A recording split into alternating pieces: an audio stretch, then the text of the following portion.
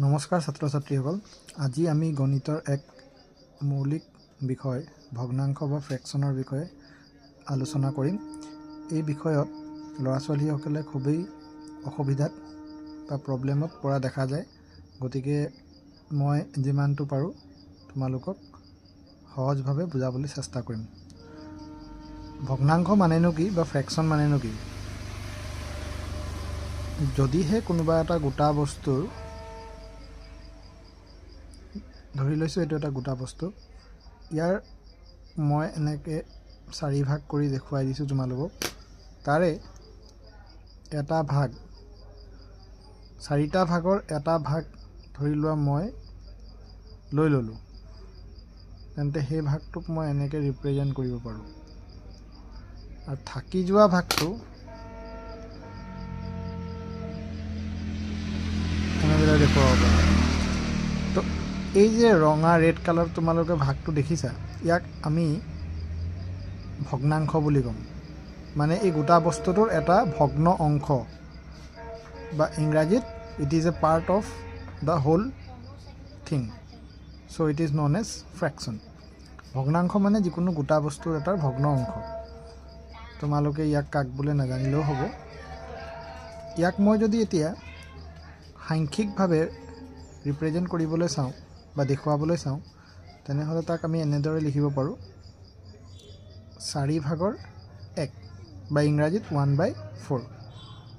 এই যে সংখ্যাসমূহ লিখিলোঁ, এইটোৱে হৈছে ভগ্নাংশক দেখুওৱাৰ এটা প্ৰকৃতি। এতিয়া ওপৰৰ সংখ্যাটোক আমি লব বুলি কওঁ, আৰু তলৰ সংখ্যাটোক আমি হৰ বুলি কওঁ। লব মানে ইংৰাজীত নিউমেৰেটৰ, আৰু হৰ মানে ইংৰাজীত ডিনমিনেটৰ। বুজি পাইছানে? এতিয়া নিউমেৰেটৰ আৰু ডিনমিনেটৰ মানে লব আৰু হৰৰ ওপৰত নিৰ্ভৰ কৰি ভগ্নাংশসমূহক 3টা ভাগত বিভক্ত কৰা হয়। প্ৰথম ভাগটো হৈছে প্ৰকৃত ভগ্নাংশ। প্ৰকৃত ভগ্নাংশ, যাক ইংৰাজীত প্ৰপাৰ ফ্ৰেকশ্যন বুলি কোৱা হয়। এতিয়া প্ৰকৃত ভগ্নাংশ বা প্ৰপাৰ ফ্ৰেকশ্যন মানেনো কি? মই ইয়াত ডেফিনেশ্যন নিলিখাওঁ, তোমালোকক বুজাবলৈহে চেষ্টা কৰিম। প্ৰকৃত ভগ্নাংশ বা প্ৰপাৰ ফ্ৰেকশ্যন মানে যিবোৰ ভগ্নাংশৰ লব সদায়েই হৰতকৈ সৰু হ'ব। মানে ইংৰাজীত যিবোৰ ভগ্নাংশৰ numerator is less than denominator, always that type of fraction is known as proper fraction, বা অসমীয়াত প্ৰকৃত ভগ্নাংশ। ফৰ এক্সাম্পল, মই যে অলপ আগত লিখিছিলোঁ 1/4, এইটো প্ৰকৃত ভগ্নাংশ। ইয়াত ভালদৰে চাওঁ, ওপৰৰ সংখ্যাটো তলৰ সংখ্যাটোতকৈ সৰু, গতিকে প্ৰকৃত ভগ্নাংশ। বা এনেকৈ যদি মই লিখোঁ 3/4, এইটো প্ৰকৃত ভগ্নাংশ হ'ব। বা কোনোবাই যদি এনেকৈ লিখে 3/5, এইটো প্ৰকৃত ভগ্নাংশ হ'ব। কিন্তু মনত ৰাখিবা যে ওপৰৰ সংখ্যাটো মানে লবটো হৰতকৈ সৰু হ'ব লাগিব, সমান হ'লে নহ'ব। এনেকুৱা বহুত আছে এক্সাম্পল, তোমালোকে চাব পাৰা। এতিয়া ইয়াৰ পাছৰটো ভগ্নাংশৰ প্ৰকাৰৰ বিষয়ে আমি শিকিম, যাৰ নাম অপ্ৰকৃত ভগ্নাংশ। অপ্ৰকৃত ভগ্নাংশক ইংৰাজীত ইমপ্ৰপাৰ ফ্ৰেকশ্যন বুলি কয়।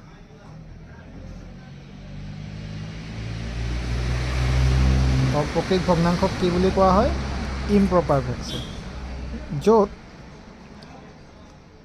যিবোৰ ভগ্নাংশত লব হৰতকৈ ডাঙৰ বা সমান হ'ব, তাকেই অপ্ৰকৃত ভগ্নাংশ বুলি কোৱা হয়। মানে those fractions where numerator is greater than or equal to denominator, মানে সমান হ'লেও বা ডাঙৰ হ'ব লাগিব, তেতিয়াহে তাক আমি ইমপ্ৰপাৰ ফ্ৰেকশ্যন বা অপ্ৰকৃত ভগ্নাংশ বুলি ক'ম। এটা এক্সাম্পল ল'লে বুজি পাবা। ফৰ এক্সাম্পল, এই অলপ আগৰ উদাহৰণটোতেই যদি মই এনেদৰে লিখিলোঁহেঁতেন 5/4, ইয়াত চোৱা, ওপৰৰ সংখ্যাটো মানে লবটো হৰতকৈ ডাঙৰ, গতিকে ই এটা কি হ'ব ইম্প্ৰপাৰ ফ্ৰেকশ্যন। যদি সমান হয় বোলে 4/4 এনেকৈ দিয়া আছে, এইটো ইম্প্ৰপাৰ ফ্ৰেকশ্যনেই হ'ব। ইয়াত আমাৰ সূত্ৰ মতে বা সংজ্ঞা মতে কি বুলি কৈছে যে যেতিয়া লব সমান হয় হৰৰ সৈতে তেতিয়া অপকৃত ভগ্নাংশতেই তাক নিৰূপণ কৰা হয়। আৰু উদাহৰণ আছে বোলে 11/9, এইটো ইম্প্ৰপাৰ ফ্ৰেকশ্যনেই হ'ব। অপকৃত ভগ্নাংশ ইম্প্ৰপাৰ ফ্ৰেকশ্যন আমি বুজিলোঁ। ইয়াৰ পাছৰটো টাইপ আমি মিশ্ৰ ভগ্নাংশৰ বিষয়ে এতিয়া শিকিম। মিশ্ৰ ভগ্নাংশক ইংৰাজীত মিক্স ফ্ৰেকশ্যন বুলি কোৱা হয়। মিশ্ৰ ভগ্নাংশক ইংৰাজীত মিক্স ফ্ৰেকশ্যন বুলি কোৱা হয়। মিশ্ৰ ভগ্নাংশ মানেনো কি? যিবোৰ ভগ্নাংশত এটা গোটা সংখ্যা যোগ এটা প্ৰকৃত ভগ্নাংশ থাকে। মই ইংৰাজীটো ক'ম বাৰু, তোমালোকে শুনি থাকিবা। মানে এটা হোল নাম্বাৰ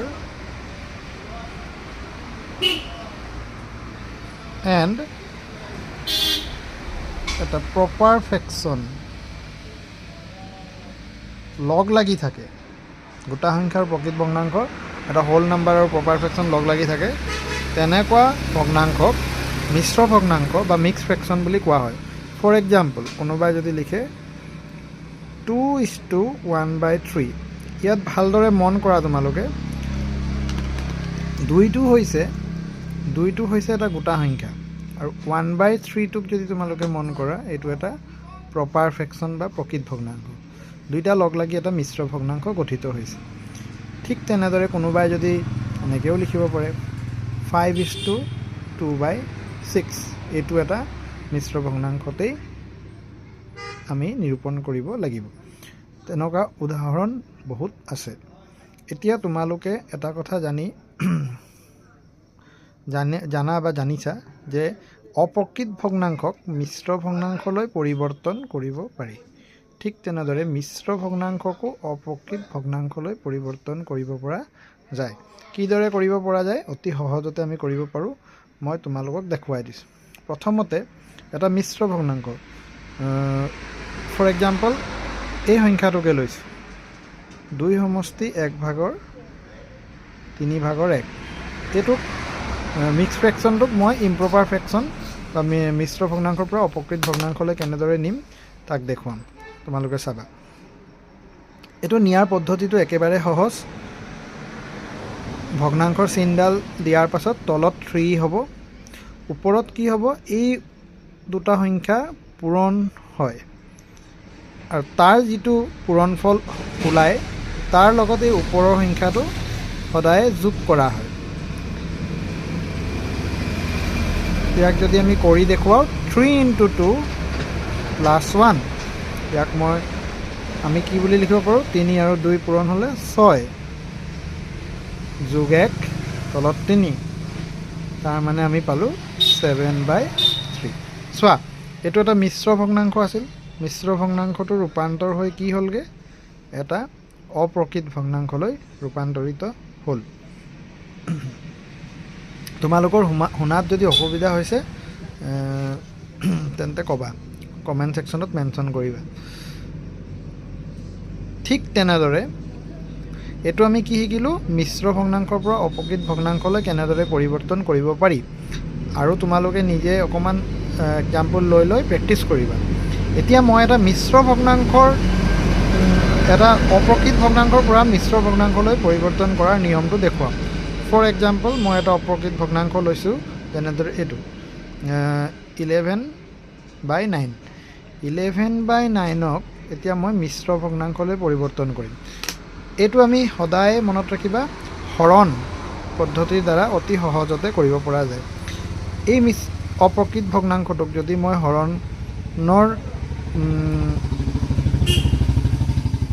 হৰণ কৰি উলিয়াবলৈ চেষ্টা কৰোঁ, তেনেহ'লে কি পাম, 9ৰে 11ক হৰণ কৰিলে 9 × 9, 9 × 2 = 18 পাৰ হৈ যাব। তাৰমানে 9 × 1 = 9 লিখিম। তাৰপিছত 11ৰ পৰা 9 মাইনাছ হ'লে কি হ'ব, 2। তাৰপিছত চোৱা আৰু কোনো সংখ্যা নাই, যিহেতু আমি ইয়াতে আমাৰ হৰণটো সমাপ্ত হৈছে। দশমিকত কৰিব পাৰোঁ, কিন্তু দশমিকত নিলে আমাৰ মিশ্ৰ ভগ্নাংশলৈ পৰিৱৰ্তন কৰা নহ'ব। গতিকে আমি এতিয়া কি কৰিম, ইয়াক মিশ্ৰ ভগ্নাংশত লিখে কেনেদৰে সেইটো চাম। সদায় মনত ৰাখিবা, ওপৰত যোনটো আমি ভাগফল পালোঁ, এইটো হ'ব মিশ্ৰ ভগ্নাংশৰ সেই গোটা সংখ্যাটো। মই অলপ আগত শিকাইছিলোঁ মিশ্ৰ ভগ্নাংশ সদায় গোটা সংখ্যাৰ এটা প্ৰকৃত ভগ্নাংশ থাকে। তো ওপৰৰ যোনটো ভাগফল আমি পাইছোঁ, এই হৰণফলটো, ইয়ে মিশ্ৰ ভগ্নাংশৰ সেই গোটা সংখ্যাটো নিৰূপণ কৰে। তাৰ মানে ইয়াত প্ৰথম আমি 1টো লিখি ল'ব লাগিব, এই 1টো। তাৰপিছত কি কৰিব লাগিব, তাৰপিছত আমি ভগ্নাংশৰ চিনটো দিম। ভগ্নাংশৰ চিনটো দি যোনে হৰণ কৰিছে, তাৰমানে ভাজক হ'ব তলত, আৰু এইটো আমি যোনটো ভাগশেষ পাইছোঁ বা বাকী পাইছোঁ, তাক আমি ওপৰত লিখিব লাগিব। তেন্তে তোমালোকে ভালদৰে বুজি পালানে যে এটা অপ্ৰকৃত ভগ্নাংশক আমি কেনেদৰে মিশ্ৰ ভগ্নাংশলৈ পৰিৱৰ্তন কৰিলোঁ। 11/9 = 1:2/9। এটা ইম্প্ৰপাৰ ফ্ৰেকশ্যনক মিক্স ফ্ৰেকশ্যনলৈ পৰিৱৰ্তন কৰা নিয়মটো এইটোৱেই। মই ইংৰাজী আৰু অসমীয়া দুয়োটাতে বুজাবলৈ চেষ্টা কৰিছোঁ, তোমালোকে অকণমান মন দিবা। আজিৰ ভিডিঅ'টোত ইমানেই। মই ইয়াৰ পৰৱৰ্তী ভিডিঅ'ত ভগ্নাংশৰ যোগ, ভগ্নাংশৰ বিয়োগ, লগতে ভগ্নাংশৰ পূৰণ, ভগ্নাংশৰ হৰণ শিকাবলৈ চেষ্টা কৰিম। আশা কৰিছোঁ তোমালোকে বুজি পাইছা। ভগ্নাংশৰ এইখিনি মই এটা স্ক্ৰীনশ্বট মাৰি দি দিম, তোমালোকে তাৰ পৰা চাই লিখি ল'ব পাৰিবা।